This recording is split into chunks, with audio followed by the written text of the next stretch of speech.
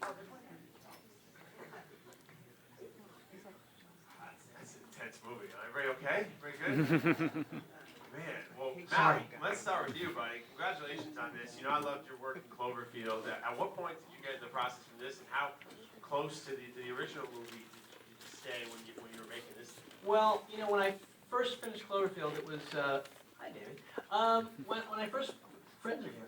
When I first finished Cloverfield in January of 2008, I was trying to get a passion project of mine made, and I tried to make it before Cloverfield, and it was called Invisible Woman. And Naomi Watts was attached, and then she fell out, and so the movie fell apart. And then I was like, okay, I'll make Cloverfield, which was a great experience. And then I thought, well, that movie actually worked out for me, so I should be able to make this little kind of tiny passion project. But it was exactly the moment that the sort of film, you know, independent world started going really, really down, and a lot of distributors went out of business. And so I met with Overture, who is the American distributor of this film, and I said, this is the script that I really want to do.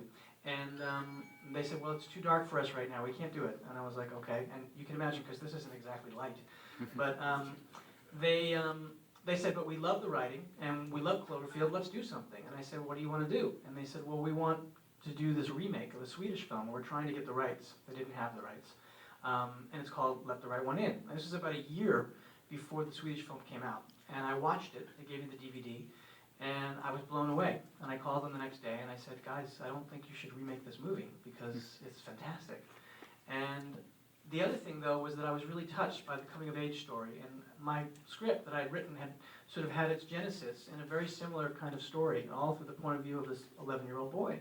So I was like, that's weird, but it's that. And so I ended up reading the novel as they were pursuing the rights. And I kind of fell in love with the story, and I realized what a faithful adaptation John Lindquist, who wrote the novel, had done. He wrote the screenplay for the Swedish film, too. So I wrote to him, and I said, you know, I'm so moved by your story, and it's not that it's a great vampire story, which it is, but it's that I just really relate to that coming-of-age story. I was bullied, and you know, my parents had a difficult divorce, and I just remember that time of feeling confused, and I grew up at the same time that Lindquist did in the 80s, but in the United States, not in Sweden. So I thought, I wonder if there's some way to do this in an American context, but be very faithful to Lindquist's story.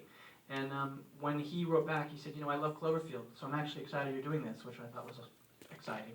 And he said, but it's much more important to me that you're moved by the coming-of-age story because it's the story of my childhood.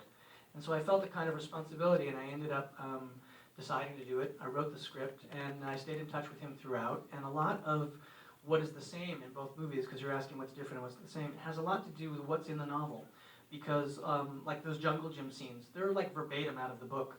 And his sort of adaptation was a very faithful adaptation to a part of the book, which is the story of Owen, or in the book, in the film, his name was Oscar.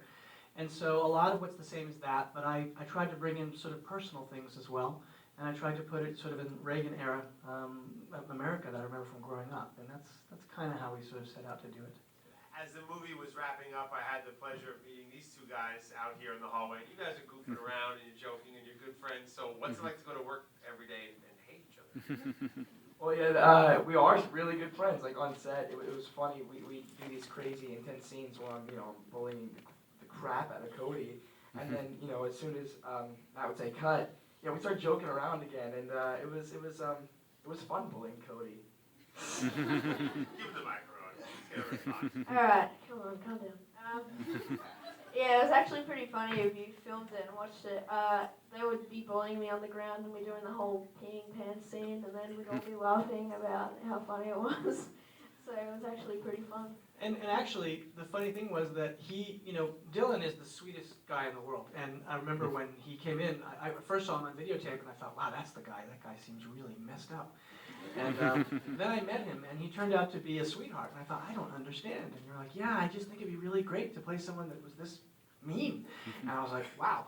And but whenever we were shooting these scenes, he was really concerned about Cody. And the first thing he would do is go, are you okay? And Cody would say, yeah, you got to hit me harder, man. And that's, you know, that's the way that they are. You know, Stan, for you as the editor cutting this film, when you're looking at dailies and you're watching these two young actors go toe-to-toe, what jumps out at you from your point of view? Well, I had seen actually the audition tapes for Cody, and I I was blown away by his naturalness and his complete believability. And when I watched dailies of him, especially, I was just I couldn't believe how far into his humanity I could see, and it would be almost take after take would be like that. I mean, there would be variations of some kind, but there would be this openness that was a given for almost all the time that he was working. And Matt worked with both of them, of course, very closely, and there was a lot of material, particularly in the scenes where Cody is with Chloe, and even when he was working with slightly different colorations or intentionalities, Cody had this center that he carried with him, and with Dylan, I was just also kind of, I had been bullied a little bit too when I was in school, and I thought, wow, he understands something.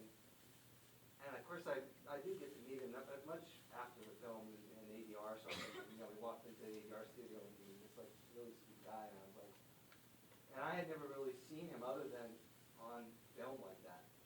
And I thought, oh, well, he is able to tap into something, again, very, very